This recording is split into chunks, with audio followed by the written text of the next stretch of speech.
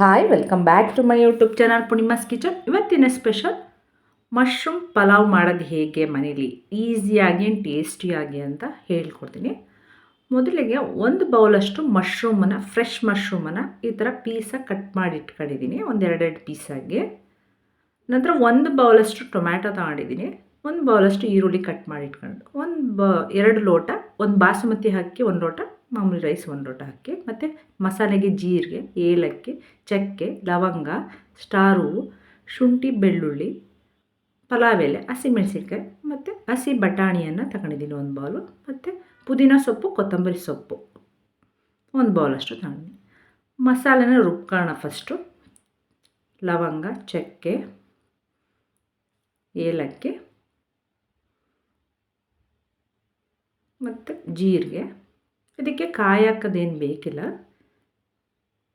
ತುಂಬಾ ಈಸಿಯಾಗಿರುತ್ತೆ, ತುಂಬಾ ಬೇಗ ಆಗಿರುತ್ತೆ, ಟೇಸ್ಟು ತುಂಬ ಚೆನ್ನಾಗಿರುತ್ತೆ.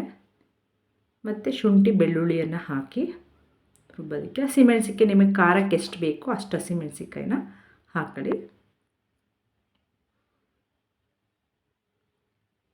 ನಾನು ಒಂದು 4 ಹಸಿಮೆಣಸಿನ್ಕಾಯಿನ ಕಟ್ ಮಾಡಿ ಹಾಕೊಂಡಿದ್ದೀನಿ. ಮತ್ತು ಪುದೀನ ಸೊಪ್ಪು, ಕೊತ್ತಂಬರಿ ಸೊಪ್ಪನ್ನು ತೊಳೆದು ಹಾಕ್ಕೊಂಡಿದ್ದೀನಿ. ಒಂದು ಅರ್ಧ ಕಂತೆ ಆದರೆ ಸಾಕು. ಸ್ವಲ್ಪ ನೀರು ಹಾಕಿ ನುಣ್ಣಗೆ ರುಬ್ಕೊಳ್ಳೋಣ. ನೋಡಿ, ಅದಕ್ಕೆ ಗ್ರೈಂಡ್ ಮಾಡ್ಕೊಂಡ್ರೆ ಸಾಕು. ಮತ್ತು ಸ್ಟವ್ ಮೇಲೆ ನಾನು ಕುಕ್ಕರಲ್ಲಿ ಮಾಡಿ ತೋರಿಸ್ತಾ ಇದ್ದೀನಿ ನಿಮಗೆ. ಕುಕ್ಕರ್ ಇಡ್ತೀನಿ. ಕುಕ್ಕರ್ ಬಿಸಿ ಆದಮೇಲೆ ಸ್ವಲ್ಪ ಎಣ್ಣೆನ ಹಾಕಿ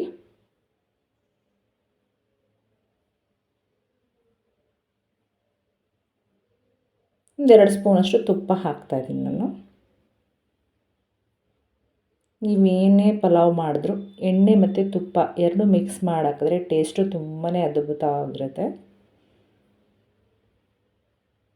ನಂತರ ಸ್ವಲ್ಪ ಇಟ್ಕೊಂಡ್ರೆ ಚಕ್ಕೆ, ಲವಂಗ, ಪಲಾವ್ ಎಲೆ, ಸ್ಟಾರ್ ಹೂವು ಮತ್ತು ಏಲಕ್ಕಿ ಇಷ್ಟನ್ನು ಹಾಕೋಣ. ಎಣ್ಣೆ ಕಾದ ನಂತರ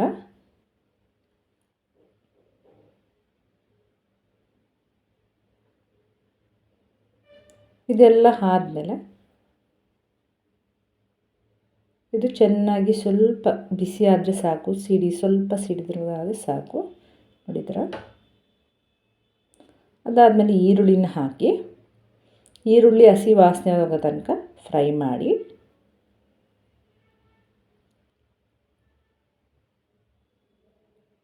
ಅದಾದ ನಂತರ ಸ್ವಲ್ಪ ನಾನು ಕಾರಿಯಾಂಡರ್ ಪೌಡರನ್ನ ಹಾಕ್ತಾಯಿದ್ದೀನಿ. ರುಬ್ಬಿಟ್ಕೊಂಡ್ರಂಥ ಮಸಾಲೆನ ಹಾಕಿ ಇದನ್ನು ಅಷ್ಟೇ ಹಸಿ ವಾಸನೆ ಆಗುತ್ತೆ ಸ್ವಲ್ಪ ಫ್ರೈ ಮಾಡಿ.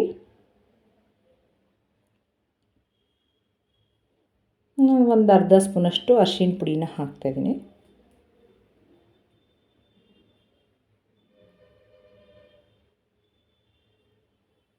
ಹಸಿ ವಾಸನೆ ಹೋಗೋ ತನಕ ಚೆನ್ನಾಗಿ ಫ್ರೈ ಮಾಡಿ. ತುಂಬಾ ಈಸಿಯಾಗಿರುತ್ತೆ, ಮನೇಲಿ ತುಂಬಾ ಬೇಗನೆ ಮಾಡ್ಕೋಬೋದು. ಮಕ್ಳಿಗೂ ತುಂಬ ಇಷ್ಟ ಆಗುತ್ತೆ. ಮಶ್ರೂಮು ತುಂಬಾ ಒಳ್ಳೆಯದಾದ್ರಿಂದ ಬೇಕಾದ್ರೆ ಈವ್ನಿಂಗ್ ಸ್ನ್ಯಾಕ್ಸ್ಗಾದರೂ ಮಾಡ್ಕೋಬೋದು ನೀವು, ಇಲ್ಲಾಂದರೆ ಬ್ರೇಕ್ಫಾಸ್ಟ್ಗೂ ಮಾಡ್ಕೋಬೋದು. ತುಂಬಾ ಬೇಗ ಆಗುತ್ತೆ.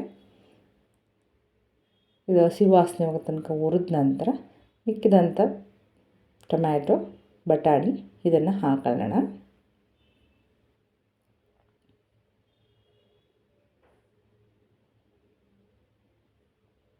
ಇದಕ್ಕೇನು ತರಕಾರಿ ಬೇಕಿದ್ದರೆ ನೀವು ಆ್ಯಡ್ ಮಾಡ್ಕೋಬೋದು, ಇಲ್ಲಾಂದರೆ ನೀವು ಬರೀ ಈರುಳ್ಳಿ, ಟೊಮ್ಯಾಟೊ, ಬಟಾಣಿ ಹಾಕಿ ಮಾಡ್ಕೋಬೋದು. ಮಶ್ರೂಮ್ ಜೊತೆಗೆ ಮಶ್ರೂಮು ಹಾಕಿ, ಬಟಾಣಿ, ಟೊಮ್ಯಾಟೊ, ಮಶ್ರೂಮ್ ಹಾಕಿ ಚೆನ್ನಾಗಿ ಇದಕ್ಕೆ ಖಾರ ಹಿಡಿಯೋ ತನಕ ಮಿಕ್ಸ್ ಮಾಡ್ಕೊಳ್ಳೋಣ.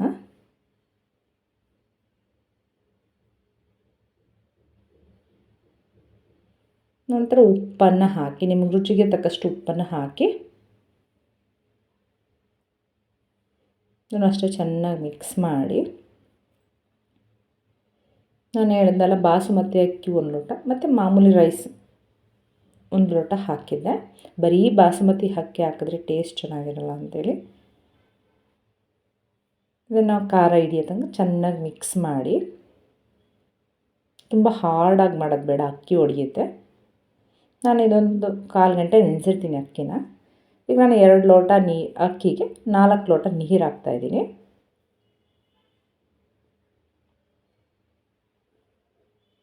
ನೀರು ಸ್ವಲ್ಪ ಕಡಿಮೆ ಹಾಕಿದ್ರೆ ಇನ್ನೂ ಉದುರಾಗಿರುತ್ತೆ. ಈಗ ಲಿಡ್ಡನ್ನು ಕ್ಲೋಸ್ ಮಾಡಿ 1 ವಿಷಲ್ ಹಾಕ್ಸಿದ್ರೆ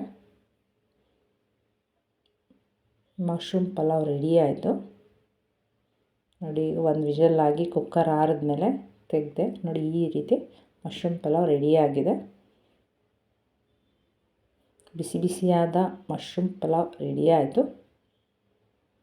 ಇದ್ರ ಒಂದು ಕಡೆಯಿಂದ ಮಿಕ್ಸ್ ಮಾಡಿ, ನಾನು ತುಂಬ ಹಾರ್ಡಾಗಿ ಮಾಡೋದು ಬೇಡ, ಸ್ವಲ್ಪ ಲೈಟಾಗಿ ಮಿಕ್ಸ್ ಮಾಡಿ